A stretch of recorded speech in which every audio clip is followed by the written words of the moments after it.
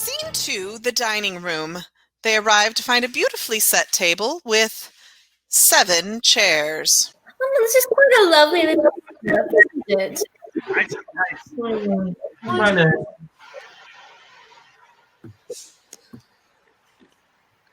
You will find your names beside your places.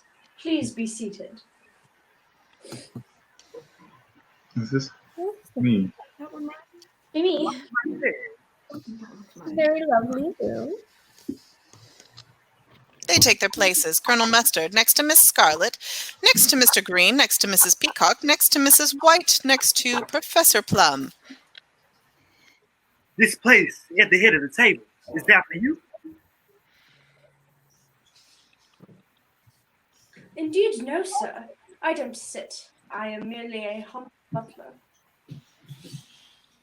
What exactly do you do? I buttle, sir. Dinner is served. Thank you, cook. Yvette and Cook serve them soup. All right then, Butler. What's all this about, this dinner party? Ours is not to reason why. Ours is but to do and die. Die? I'm merely quoting from Alfred Lord Tennyson. I prefer Kipling myself. Miss Scarlet offers a basket of dinner rolls to Colonel Mustard. Do you like Kipling, Colonel? Sure, I eat anything. So, who's our host? This way he sits.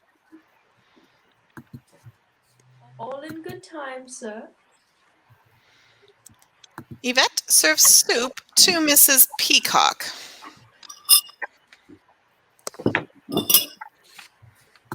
What is that smell? It's something familiar. Shark fin soup. My favorite! I know. The cook and Mrs. Peacock exchange a sinister glance. Bon appetit.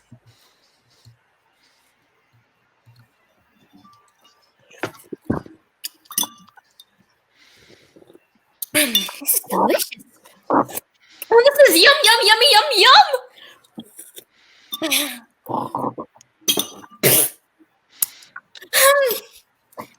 Well, I guess I'll break the ice. I mean, I'll be the one to get the ball rolling. I mean, I'm used to being a host. It's an integral part of my life as the wife of a... Well, I forgot we're not supposed to say who we really are, but oh well, I mean... I have no idea what we're doing here, but I'm very intrigued. And, oh my, this soup is delicious, isn't it? I know who you are. You do? I work in Washington. Washington?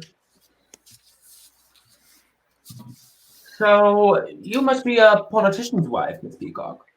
Yes, I am. Who's your husband? Maybe I know him. Well, he's Mrs. White, what does your husband do? Nothing. Nothing? Well, he just lies around on his back all day. How lazy! Not necessarily. Mr. Green spills his drink all over Miss Scarlet. Oh, sorry. I'm afraid I'm a little accident prone. He starts to mop Miss Scarlet's chest. That'll be $5, mister. Sorry? Mr. Green, what do you do in Washington? Oh, I'd better not say. I like to follow the rules. Well, if I wasn't trying to keep the conversation going, we'd all just be sitting here in embarrassed silence. Are you afraid of silence, Miss Peacock? Yes. No. Why? Well, in my professional opinion, it seems that you suffer from something that we call pressure of speech. Is that an official diagnosis? Are you a doctor, Professor? In psychological medicine. Do you practice? Not anymore. I currently work for the government. Yes. Ah, another politician. Not exactly. I work for you know,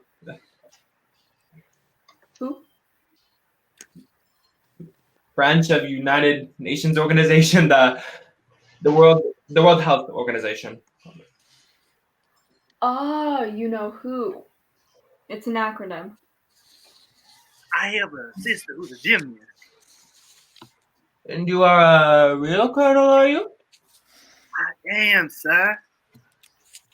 Aren't you going to mention that you also live in DC, Colonel? How do you know that? Oh, I've seen you around. So, Miss Scarlet, does that mean that you work in Washington too? Sure do. Does anyone here not live in Washington? They all look at each other, putting together the coincidence. Oh, then this is about the Red Scare. I'm not a communist, I'm a Republican. Colonel Mustard stands up, addressing Wadsworth. Wadsworth, we've had enough of this. Who's our host and why have we been brought here? Ah, speak of the devil. I'll be right with you. Wadsworth exits. I've got an idea. Quickly, Miss Scarlet grabs her empty water glass and runs to the door. She places her ear against her glass against the door. They all follow suit, dumping the contents of their glasses, lining up single file behind Miss Scarlet. Ears to glasses against the backs of the guest in front of them, as though they're able to hear through the glass, through the guest, through the door. We hear muffled voices in the hall. They talk on top of one another. Oh, yes, good thinking, Miss Scarlet. What are we doing? The acoustic coupling between the glass and the door allows the sound waves to travel from one side to the other.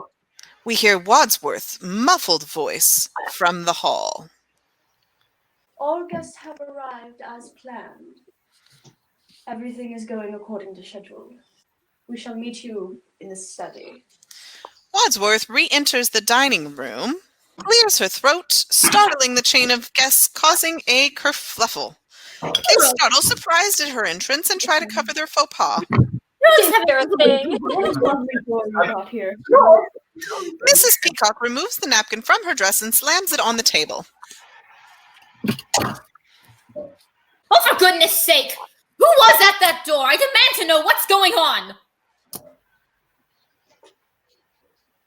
Might I interest you in some fruit or dessert? No! No!